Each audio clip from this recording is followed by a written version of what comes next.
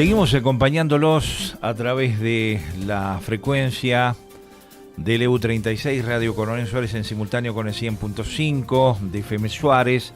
También nos pueden escuchar a través de www.radiocoronelsuárez.com.ar, a través de la aplicación LU36 Radio Coronel Suárez y también a través de nuestro canal de YouTube Radio Coronel Suárez. Y tenemos la visita de los precandidatos del Frente de Todos, en este caso en primer lugar a Néstor Carbini y en cuarto lugar como precandidata Adriana Erroizarena.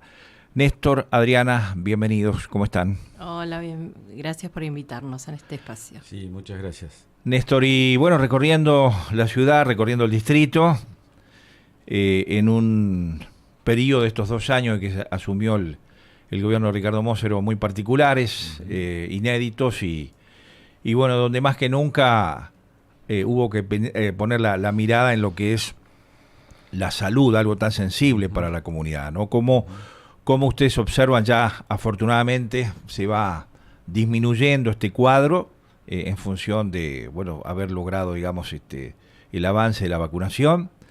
Y bueno, seguramente una vez pasado esto, que ojalá sea muy pronto, volverá a plantearse, digamos, otras prioridades que se han determinado como eje de lo que es esta gestión, ¿no?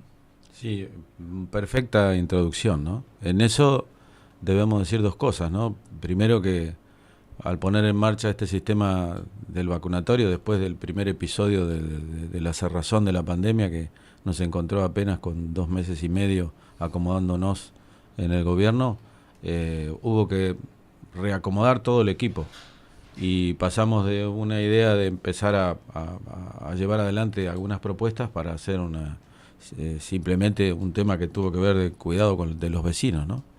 Sin y duda. bueno, primero las restricciones, que ya sabemos lo que ocasionó en la economía mundial, en la economía provincial, en la nacional y sobre todo en la local también, distrito con la tremenda pujanza de Suárez, que es un atractivo para toda la zona, de repente se vio de un momento para otro cancelado, ¿no? Uh-huh. Y también en el aspecto personal, porque el hecho de no poder encontrarse con sus seres queridos, con los amigos, fue, digamos, un detonante para el espíritu de las personas. Así que en ese contexto de oscuridad hubo que empezar a tomar decisiones también sin conocer, porque la pandemia era un tema lamentablemente nuevo. Y bueno, y a partir de la vacunación empezamos a encontrar una herramienta para poder salir de esta oscuridad, ¿no? Uh-huh. Y allí encontramos 2 situaciones. Primero, la gente del vacunatorio a cargo de Luciano Crederío y de todo el grupo de trabajo, que ha tenido una solidez en el tiempo, haciendo algo extraordinariamente humano, que es volcar no solo su trabajo, sino su amor con los vecinos, ¿no? Porque ese trabajo se hizo todos los días incansablemente, sin permitir ni sábado, ni domingo, ni feriado, ni lo que fuera, ni cumpleaños de alguien, o situaciones incluso de enfermedad. Y nosotros lo que hicimos fue tratar de acoplarnos a eso con la logística, y también pusimos en marcha un mecanismo del día cero, que fue llamar a todos nuestros vecinos. Llevamos casi 41.000 llamados por teléfono hechos al día de la fecha, con el grupo de gabinete, que todo el tiempo hace esa tarea, reprogramando turnos, vacunando en domicilios cuando las personas por algún motivo no se pueden trasladar, y fundamentalmente cumpliendo también con las localidades de nuestro distrito, y también acompañando en los barrios para que la gente se pudiera anotar, porque sabemos que no todo el mundo tiene acceso a los sistemas de internet. Y ahí yo creo que 2 cosas son importantes de destacar, ¿no? La primera, la decisión del intendente Móssero de avanzar rápidamente, de poner además al polideportivo municipal, que fue una decisión estratégica, porque nos encontró con la posibilidad de armar un mecanismo sin necesidad de volver a readecuarlo. En algunos lugares hubo muchos inconvenientes porque se empezaron por las escuelas y después hubo que readecuarlo.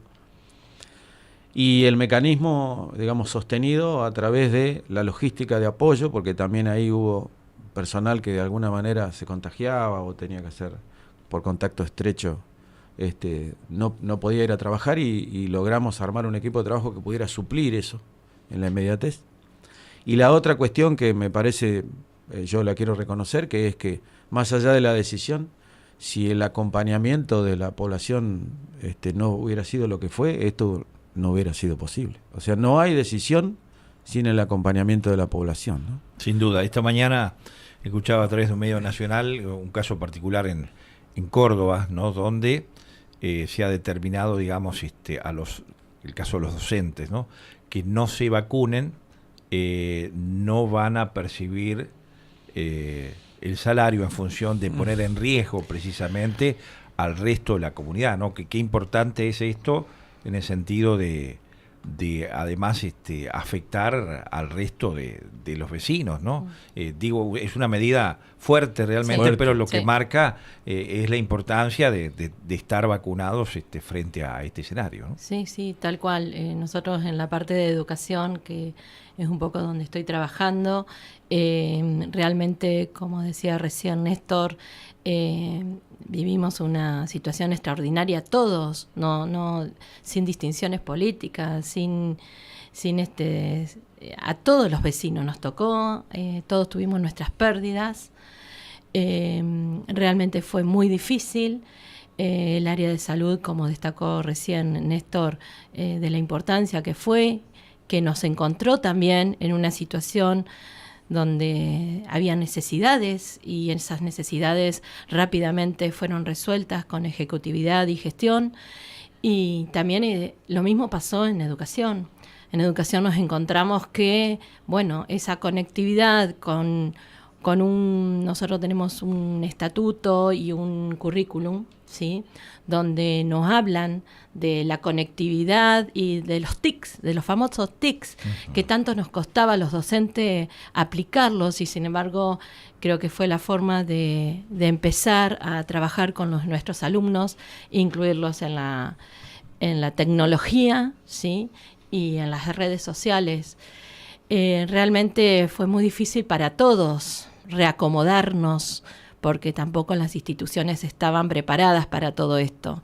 Creo que el tiempo que no hubo presencialidad es por este motivo, porque el Estado enseguida estuvo presente, ¿sí?, para la ayuda de cada uno de los niños y niñas que estuvimos dentro de cada uno de los establecimientos, ya que llegó los insumos, ¿sí?, para lo que sea asistencia con bolsones a las familias que habían quedado sin trabajo, pero a su vez había una infraestructura que había que prepararla, y bueno, y eso llevó su tiempo.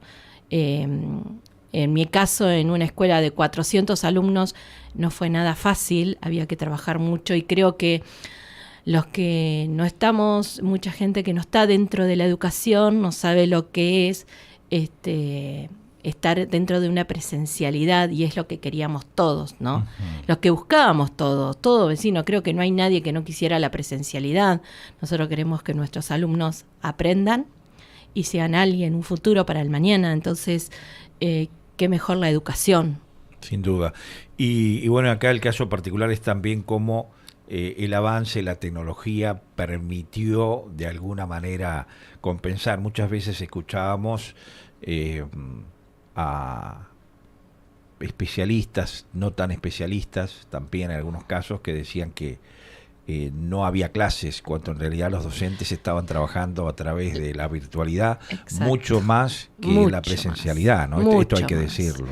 Creo que lo vive cada familia que tiene un maestro y un director o un auxiliar, porque las escuelas estuvieron abiertas, más allá de que teníamos guardias para esos chicos que no tenían conectividad, pero a su vez, ante la emergencia, salimos a cada uno de los hogares que no tenían conectividad para acercarle, ¿sí?, los insumos, las actividades, y vuelta a buscarlas y hacer las correcciones. Realmente todo la parte de educación tuvo un trabajo muy arduo, y lo seguimos teniendo, porque, bueno, lamentamos mucho, porque nosotros es decir, desde hace muchos años había un proyecto, una mirada hacia las tecnologías, hacia la incorporación de las tecnologías en los establecimientos, y bueno, había un proyecto, un programa importante que era Conectar Igualdad, que en el 2015, hasta el 2015, nosotros recibíamos computadoras para los chicos de primero a sexto año de secundaria, y había un proyecto que se iba a ampliar hacia las primarias, escuelas primarias, para que los alumnos todos tuvieran una computadora.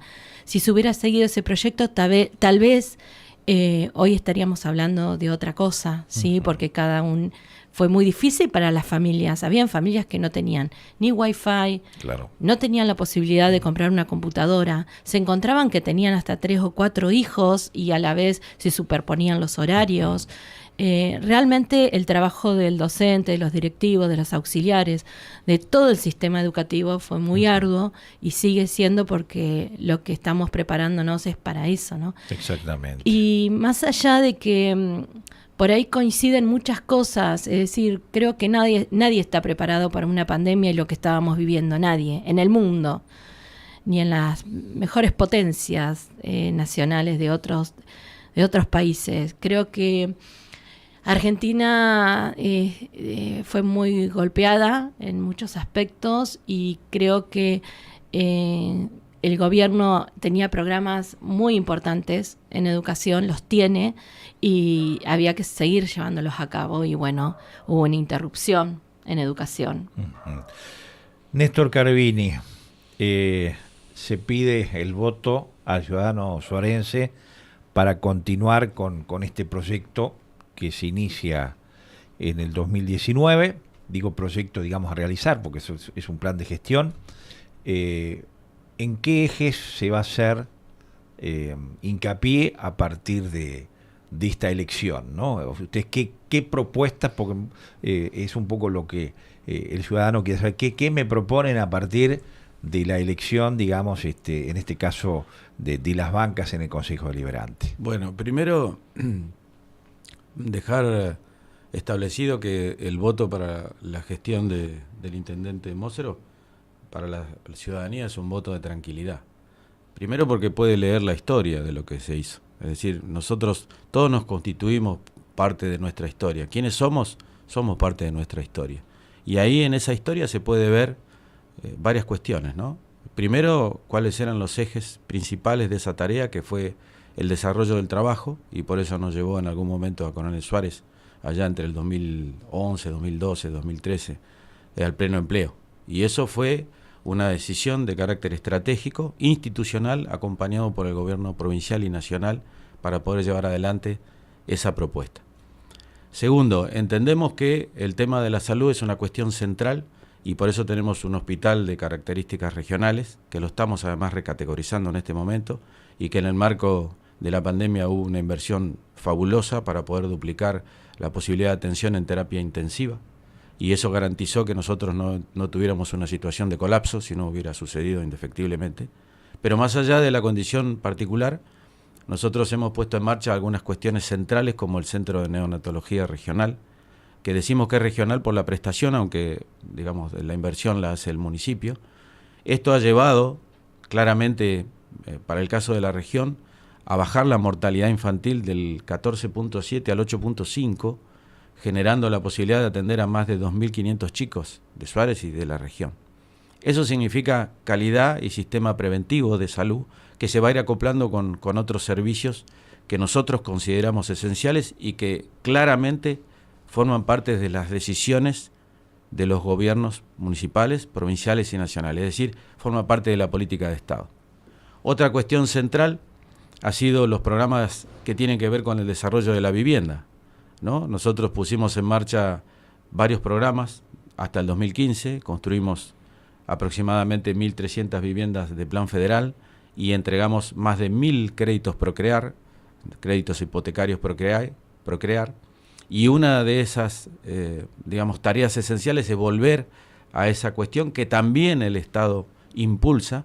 Por eso nosotros en este momento estamos tratando de volver a recomponer el banco de tierras, y hace unos días Ricardo, ya en una gestión incansable por supuesto, nos habilitó la posibilidad de tener casi 700 nuevos terrenos en la Colonia 1, y entendemos que la política de vivienda no solamente da una respuesta a la población, en este caso estamos casi en 3.000 familias que necesitan vivienda en Coronel Suárez, no solamente es un ordenador de la familia en el aspecto particular de cada uno, sino particularmente la generación de empleo que eso significa, ¿no es cierto? Allí en la construcción de viviendas está el empleo genuino, que tiene que ver con quienes hacen la obra, pero después también viene el mantenimiento de la obra, ¿no es cierto? Hay que comprar los insumos de la vivienda, la limpieza de la vivienda, las sábanas de la habitación, las cortinas, los platos, y hay que reponerlos, y hay que cortar el pasto y pintar. Bueno, eso es un círculo virtuoso. Y también tenemos puesta claramente la visión en la obra pública, que indefectiblemente el Estado Nacional es la que la impulsa, ¿no? Estamos ahora con un ambicioso proyecto para llevar cloacas a todos los rincones de nuestro distrito, y eso significa, digamos, la calidad de salud para nuestra población. Y particularmente también, digamos, una visión puesta en la educación. Por eso impulsamos, a pesar de la pandemia, justo ahora el 7 de septiembre se cumple un año de la puesta en marcha de nuestro centro regional universitario, que previamente nosotros hemos hecho un estudio para saber el impacto que tiene sobre el ámbito local, ¿no? Por un lado, para aquellos que van a desarrollar su tarea, el crecimiento personal, intelectual y el desarrollo de profesionales, también con una visión multisectorial, ¿no? Para poder atender las distintas necesidades del ámbito local, pero lo que también produce como localidad el hecho de que vengan a estudiar a Coronel Suárez, y eso genera también un polo de atractivo, como es el Instituto 48, que tiene aproximadamente 1000 alumnos y de la cual hay un porcentaje enorme que es de distritos vecinos, y eso empieza a transformar a Suárez en un epicentro de la región. Con una particularidad que nosotros también la podemos vivenciar, ¿no? Este impulso de aquellas líneas que son para nosotros los cimientos de la acción que llevó adelante el intendente Ricardo Mósero con esta fuerza política que es el Movimiento para la Victoria dentro del Frente de Todos, tiene la particularidad del impulso de la comunidad. Nosotros lo que hemos podido ver a partir del 2010 es que, puesto en marcha estas cuestiones fundacionales, el resto forma parte de la energía y la pujanza que tienen los habitantes de nuestro distrito. Es decir, esas herramientas son después para que el distrito desarrolle su potencialidad plena y podamos llegar a lo que llegamos en algún momento en Coronel Suárez. Esa es básicamente nuestra visión.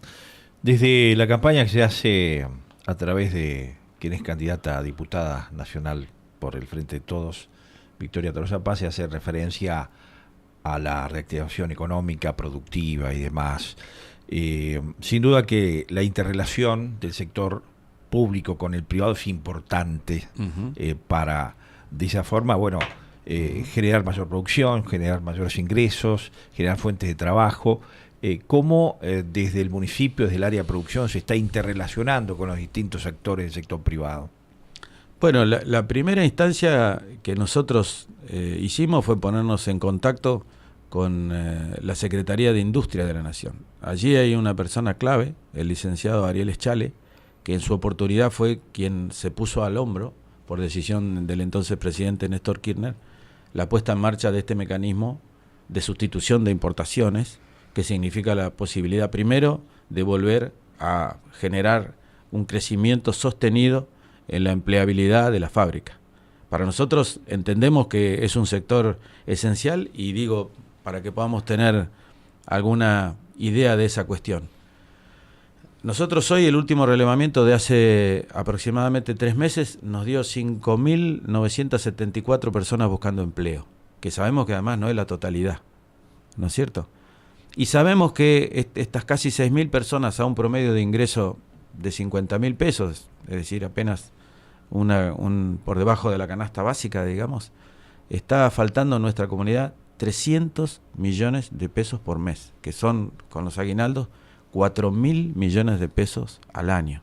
Eso indefectiblemente tiene una inercia que vuelca directamente sobre el comercio y los servicios, que se ven afectados claramente por esa situación. Y otra cuestión central es que el hecho de no tener a la población dentro de un trabajo significa que tampoco tiene obra social. Nosotros hoy tenemos un gasto mensual en el municipio para poder atender las necesidades primarias de la salud del orden de los 21 o 22 millones de pesos por mes que no se pueden dedicar a otras tareas productivas. Entonces creemos, por un lado, que el impulso natural de Coronel Suárez, un sector agrícola ganadero que tiene una impronta impresionante y que se ha actualizado en maquinarias, en servicios, en genética, en producción, le da un impulso natural a nuestra región. Y el acompañamiento que hacemos del área de producción, particularmente, es ver a aquellos productores locales que tienen emprendimientos para acompañarlo con microcrédito y herramientas en esta etapa, ¿no es cierto? Y puesta nuestra atención fundamental a través de la Secretaría de Industria de la Nación para que volvamos a generar empleo en la fábrica. Y entendemos también una cosa principal, ¿no es cierto?, que es que debemos transformar algunas cuestiones que tienen que ver con lo local, porque también creemos que esta posibilidad existe en otros sectores para que materias primas se puedan elaborar y se puedan vender también productos elaborados. Y para eso también tenemos puesta nuestra energía en el Centro Regional Universitario. Lugares como Tres Arroyos o como Tandil, donde estuvimos en la Universidad Nacional del Centro, la universidad allí, imagínense, en una zona núcleo productiva. Sin embargo, hoy hay 2.500 personas trabajando en el sistema informático que le producen un ingreso fenomenal a la comunidad de Tandil, que le ha dado un crecimiento de carácter económico, donde han surgido empresas que se suponía que estaban en las grandes urbes, hoy están en la localidad de Tandil. Y esa interacción entre la Universidad de Mar del Plata, su Facultad de Agronomía, la Universidad Nacional del Centro, el sector agropecuario, el INTA, la sociedad rural, bueno, también generó un crecimiento fenomenal de esa comunidad y es un lugar donde nosotros queremos reflejarnos. Una pregunta que quería hacerte es, ¿qué mensaje tenés para aquellos jóvenes que terminaron sus estudios terciarios, sus estudios secundarios y no ven un futuro en Suárez? No consiguen empleo, tienen empleo en negro y la verdad es que deciden irse. Hoy en día no es mucha juventud en la ciudad. ¿Qué mensaje le das a esa gente que necesita un poco de esperanza? Bueno, nosotros también creemos que el Estado como articulador es uno de los elementos. Nosotros hasta el 2015 trajimos aquí a Coronel Suárez lo que fue la Secretaría de Empleo Juvenil.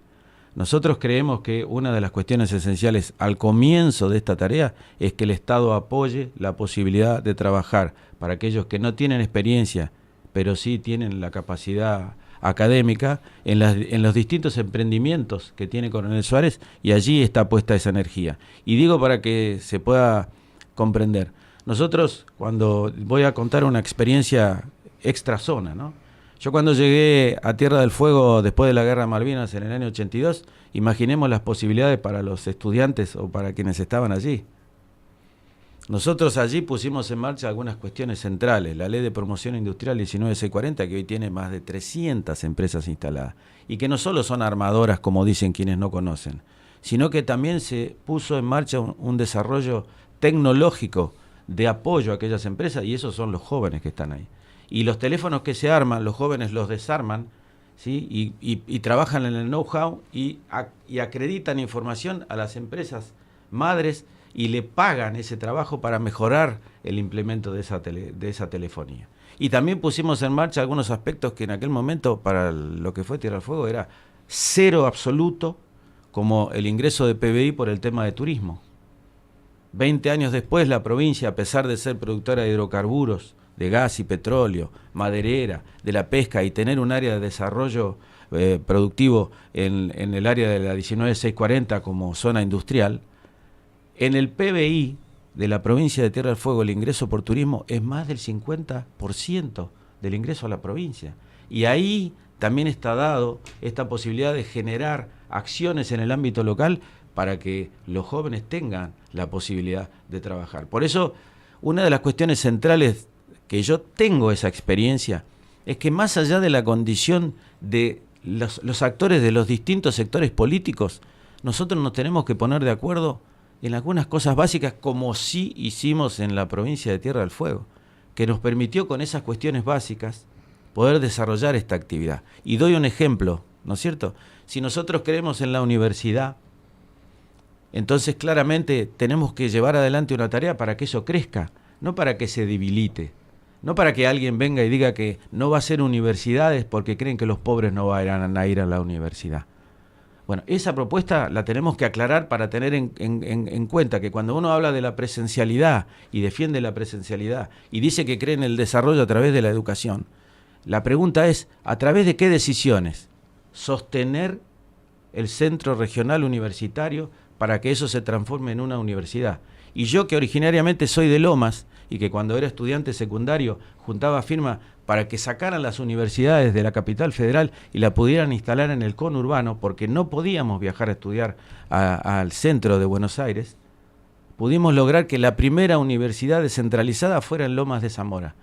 Y yo estudié en esa universidad 2 años antes de irme a Tierra del Fuego. Esa universidad hoy tiene más de 50.000 alumnos y ha tenido un impacto fenomenal en el crecimiento industrial, económico y desarrollo de la comunidad de Lomas de Zamora. Entonces me parece que para poder encontrar herramientas, lo que tenemos que discutir es claramente cuáles son los vectores en los que nos ponemos de acuerdo.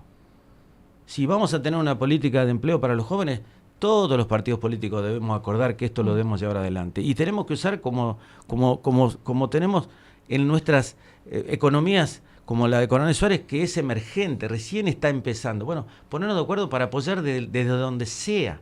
El otro día una concejal de la oposición tenía un proyecto, la verdad, importante sobre el tema de la obesidad, por ejemplo, ¿no? Y entonces el doctor Zenón Ponce me comentaba y yo le dije que donde pudiera iba a ayudar, porque tuve el privilegio de que mi primer mujer, lamentablemente fallecida, ella era directora técnica del Laboratorio de Medicina Nuclear de Endocrinología y Metabolismo. Y yo veía la cara de las personas que primero llegaban, digamos, devastadas por esa situación de la obesidad y que cuando empezaban a encontrar esta situación de resolverlo, le cambiaba el semblante, se volvían personas felices. Bueno, esa tarea no tiene que ver con la política ideológica, tiene que ver con las decisiones del Estado, y no importa si es del PRO o de un partido de izquierda o si surge de nuestra idea. Nosotros tenemos que apoyarlo, tenemos que trabajar en conjunto, y si ponemos en marcha este mecanismo para los jóvenes, bueno, lo que tenemos que tener es un compromiso de que desde todos los sectores vamos a apoyar para que eso crezca. Adriana Rucharena, bueno, 4º lugar, allí como precandidata, sin duda, bueno, lo que decía Néstor respecto al eje que tiene que ver con el tema educativo, ¿no? Para que los jóvenes puedan prepararse para luego ingresar al mundo laboral. Hoy día, cuanto más capacitación hay, más oportunidades hay, también es cierto. Exactamente. ¿Cuál es, digamos, tu mensaje a la población precisamente en la responsabilidad que eventualmente vayas a ocupar? Nosotros estamos trabajando desde hace muchos años con este proyecto que es el lanzamiento de CREUS, ¿sí? Porque pensamos en aquellos jóvenes, como recién la pregunta exacta de la periodista, ¿qué hacemos los jóvenes? Bueno, en eso estamos trabajando desde hace bastantes años con proyectos, y a raíz de eso se creó CREUS, con una variedad de carreras que estamos planteando. Se empezó con la parte de contadores y ahora estamos con la licenciatura en educación para capacitar a los docentes, y se está hablando estamos viendo y conectándonos con universidades para hacer carreras rápidas como las tecnicaturas, y nos estamos apuntando también. Estamos trabajando junto con Maxi Margiota y con todo el equipo de educación, que está también la inspectora distrital Andrea Acosta, también trabajando con nosotros en esa visión hacia reactivar los oficios, que es tan importante hoy. Conseguir un electricista, un carpintero, es difícil. Creo que a eso tenemos que apuntar, porque es para el adolescente, ¿sí? Para un futuro, para ese joven. Creo que es una salida laboral rápida y que es necesaria en todo el país, porque realmente el oficio es importantísimo y hay que reactivarlo. Y en eso estamos, en ese proyecto, para poder reactivar los oficios, captar a los chicos, pero captarlos en el sentido de que vuelvan a tener esperanzas, porque creo que eso es lo que le falta a los chicos, tener esperanzas. Y ven en otros países lo que no ven en Argentina. Tal vez desde el Consejo Deliberante, donde estoy en el 4º lugar, y creo que voy a tener el apoyo tanto de nuestros bloques como otros bloques, es reactivar y captar a nuestros jóvenes y darles la posibilidad de tener un espacio dentro de Coronel Suárez y del distrito. Y creo que la única forma es trabajarlo, ¿sí? Convocar a los chicos, porque también tenemos que escucharlos. ¿Qué es lo que quieren nuestros adolescentes? ¿Qué es lo que buscan? ¿Qué es lo que les está incomodando? ¿Sí? Y cómo nosotros podemos llegar entre todos, consensuando, y tenernos como protagonistas a los adolescentes. Creo que es nuestro gran desafío, no tanto del Frente de Todos, creo que todos estamos en eso porque estamos viendo la desazón, la desesperanza, lo estamos viendo en no querer votar.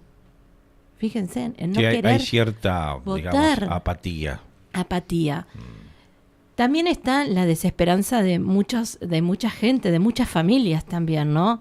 Que transmitimos a nuestros adolescentes tal vez esa desazón, esa desgana, tal vez en esa pandemia que nos cambió a todos, nos mentalizó totalmente diferentes. Por ahí vemos que nuestros chicos, yo tenía a mi papá y me decía, decirle a tus hijos que se vayan de este país. Y yo creo que no. Yo creo que lo que tenemos que hacer es trabajar para que nuestros chicos se queden en nuestro país. Para que así como vienen de otros países a estudiar a las universidades de la Argentina, porque tienen libre y gratuita, creo que nuestros adolescentes tienen que tener también esa esperanza de que nuestro país tenga posibilidades para esos adolescentes. Que no se tengan que ir. Néstor Carvini, Adriana Roicharena, les agradecemos la visita. Seguramente estaremos en una próxima charla. Bueno, queda después en la segunda etapa, ¿no? El segundo tiempo, que es la elección general en noviembre. Coméntenos qué actividades tienen previstas ya próximas, seguramente recorriendo distintos puntos del distrito y la ciudad. Sí, nosotros estamos en realidad recorriendo todas las localidades, y a los vecinos. Y a su vez, volcándole todo lo que estamos haciendo, los proyectos que se vinieron trabajando desde el 2019 y que lo estamos haciendo, tanto cloacas como bicisendas, como los espacios donde los adolescentes los utilizan tanto, que son los espacios verdes, que se están reacomodando. Se están haciendo muchísimas cosas, las cloacas, cordón cuneta, que tanto nos piden. Nosotros decimos... Hace muchos años que estoy en militancia y siempre el vecino pide obras. Siempre. Nosotros golpeamos las puertas y nos piden obras, además de trabajo, por supuesto, los que no lo tienen. Pero piden obras y eso es lo que estamos proyectando. No cayó en plena campaña las obras y los proyectos, sino que estos proyectos fueron trabajados durante varios años. El año pasado se gestionaron y bueno, a raíz de la pandemia muchos sectores no teníamos comunicación o lo hacíamos vía virtual, Ricardo Mósero con todo su equipo, y logramos reactivarlo y hoy tenemos esos proyectos en marcha y lo que vamos a seguir es trabajando y por cada uno de los vecinos de Coronel Suárez. Yo para cerrar esta etapa digo, es muy importante mantener la frente bien alta y la expectativa positiva y la esperanza, ¿no? Digamos, cuando arrancó la pandemia, no sabíamos ni siquiera cuál era la opción, a dónde íbamos. La vacunación nos empezó a sacar de esto, no lo teníamos previsto y quiero decir, esa oscuridad, finalmente se empieza a ver la luz y me parece que esa es una cuestión central. Y también, digamos, en el marco de la reflexión, yo, por ejemplo, por suerte todavía mi mamá está viva. Ella es italiana y llegó después del desastre de la Segunda Guerra Mundial con sus padres buscando otro horizonte en la Argentina. Y no estoy hablando de una historia que se terminó porque mi mamá estuvo en la Segunda Guerra Mundial. Entonces quiero decir, si nosotros que tenemos esta posibilidad con esta comunicación, que vivimos en este espacio, que tenemos la posibilidad de generar comida y pensar en proyectos para adelante, digamos, lo que tenemos que hacer es ponernos realmente en marcha y poner nuestra energía para que la cosa funcione, porque indudablemente depende de nosotros y nosotros tenemos que poner esa energía para que las cosas funcionen. Gracias por la visita. Muchas gracias por tu invitación. Muchas gracias.